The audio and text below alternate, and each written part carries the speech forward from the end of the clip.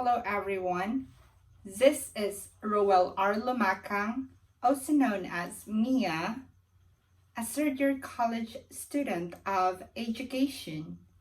This assigned topic of Group 3 is all about making schools inclusive by producing inclusive policies.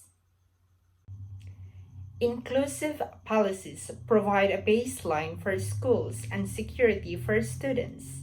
Students feel safer in a school with inclusive policies, which include inclusive school vision and values, equitable enrollment policies, anti-bullying policies, gender-neutral uniform policies, equitable toilet and changing area policies, optional participation in sporting teams and activities, discrimination, free school, wide events, examples, comms, balls outside trips.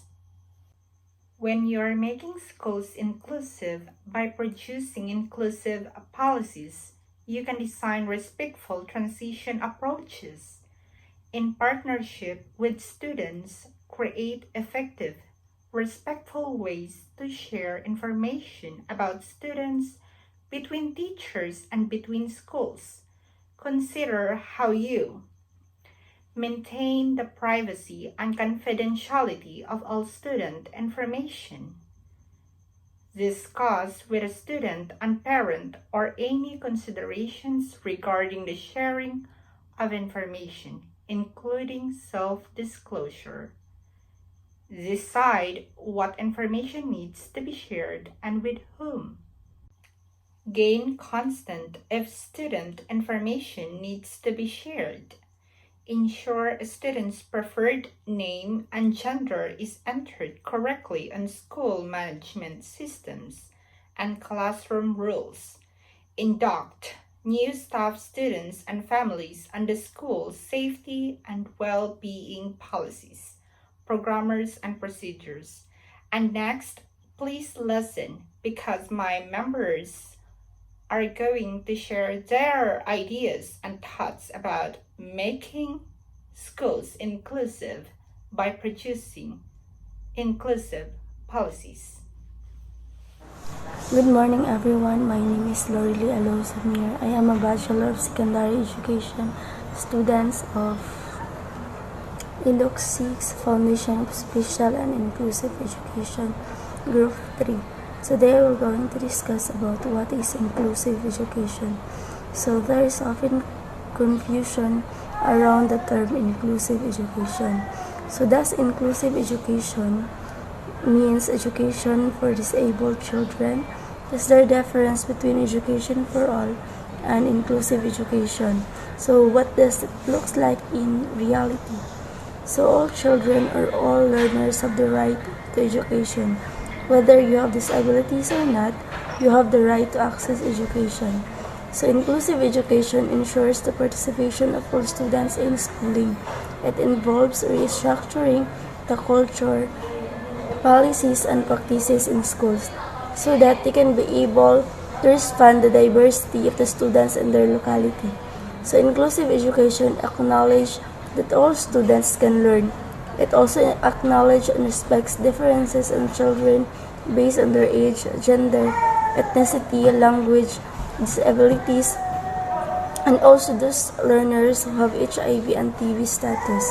So inclusive education structures, system, and methodologies is to meet the needs of the children. It is part of a wider strategy to promote an inclusive society. It is a dynamic process that is continuously evolving. It saves the children sees the concept of inclusive education as inseparable from the concept of quality education. So, education cannot be considered quality unless it meets or it doesn't meet the needs of all learners. So, making education more inclusive requires schools and education authorities to remove the barriers to education that many of us experience. So especially by the most excluded children, like of in the forest, children of disabilities, children without a family care, girls or children from the minority groups. So that's all. Thank you. Good evening, everyone. My name is Shane M. Simon. Making schools inclusive by producing inclusive policies involves a continual process of change towards increased flexibility across an education system. The process aims to ensure that all children get a good education of similar standard without being cut off from other children of the rest of society. Schools need to put in place conditions that enable the most excluded children to learn. This usually results in more flexible, more welcoming, and more child-centered schools. The principles of inclusive education encompass a much broader range of issues than disability, but the changes needed to ensure that disabled children can benefit from the education are now very different from the changes needed to help all excluded children get an education.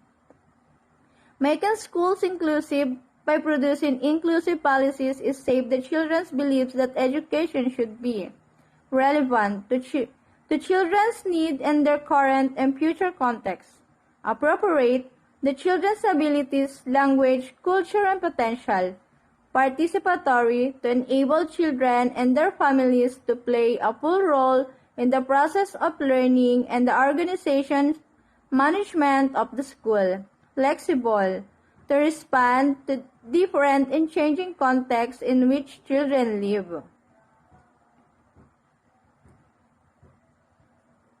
Inclusive, accessible to all, seeing diversity and differences between children are resources to support learning and play, protective from exploitation, abuse, violence, and conflict. Good afternoon, sir. Good afternoon, everyone. My name is Mary Rose Sally. I am going to discuss about making schools inclusive by producing inclusive policies. One way to bring marginalized groups of children into education is through targeted initiatives to make it possible for them to go to schools. Here are some examples of making schools inclusive by producing inclusive policies. First is scholarships or stipends for the poorest children to cover the direct or indirect cost of education, social protection schemes that ensure children are healthy and well fed so they can get to school and concentrate once there. Local campaigns and or legal actions aim to employers to give working children time and support to access schooling, as well as boosting access. It is crucial to look at what happens inside school. In reality, the way teachers' curricula and school rules operate often deters certain groups of children from staying in education. Making schools inclusive by producing inclusive policies, when teachers can work more inclusively if they see themselves as responsible for enabling all children to learn. A successful classroom is one that children want to be in, and this depends on children feeling welcome, supported, and to be able to achieve. Teacher training programs need to encourage and support teachers to strive for this goal, helping teachers to develop the skills required to meet the needs of particular groups and children, giving teachers the confidence to be diversity friendly. And we have to include that teachers need to know about the curricular resources, the curriculum resources, and technologies to connect their students with sources of information and knowledge that allow them to explore ideas, acquire and synthesize information, and frame and help them how to solve problems. And we have also to include social emotional self-awareness, means having the ability to understand your thoughts or the thoughts of your children or the thoughts of your students, emotions and values, as well as knowing how to those factors influence your behavior. Added to this understanding, it is the capacity to open-mindedly and realistically assess your strengths and weaknesses while maintaining your confidence, drive, and desire to grow. That's all for my report. Thank you.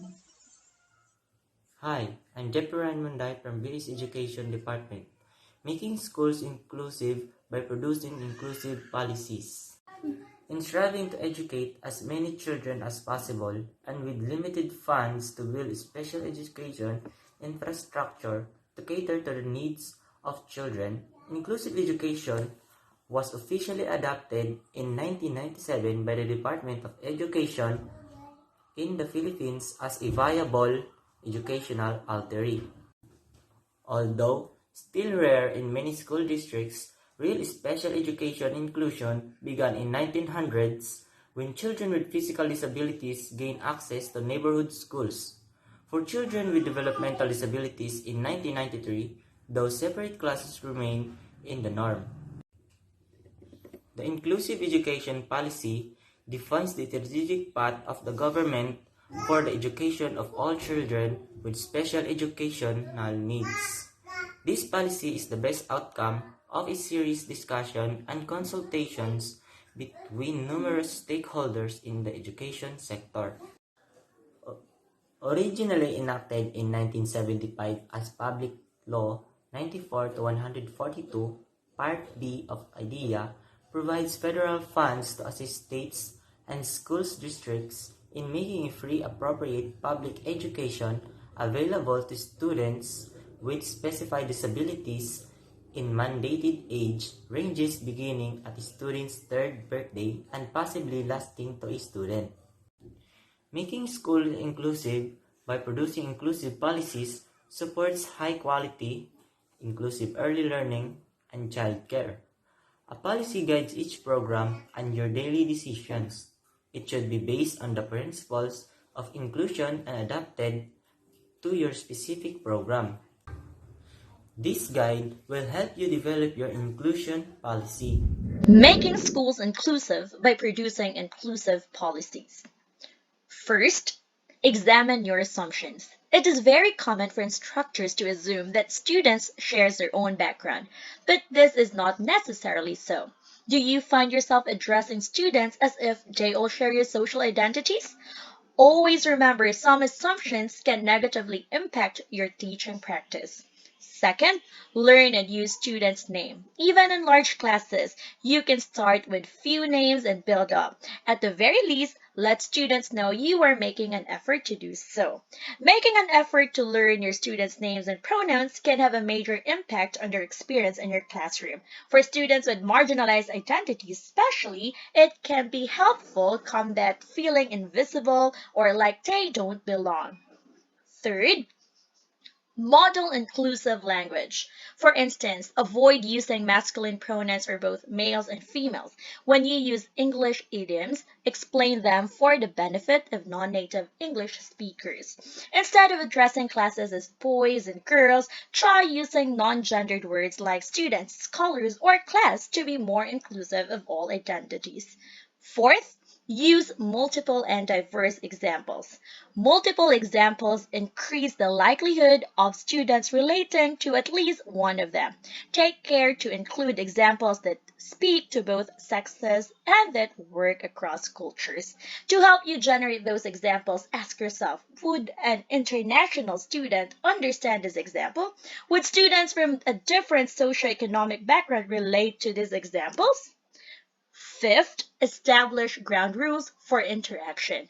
This will assure that the other students are also being inclusive and respectful. In order to generate maximal buy-in into the ground rules, you can involve the students in the process of establishing them. You will still need to enforce the ground rules and correct students for the occasional non-inclusive or disrespectful comment. Always remember, ground rules hold students accountable for their behavior. Introduce ground rules early in the semester. Sixth, strive to be fair, especially in courses with multiple sections and teaching assistants. It is crucial to be perceived as fair both in grading and in implementing course policies. Perception of unfairness can be induce feelings of learned helplessness, according to Peterson, which are highly demotivating for students.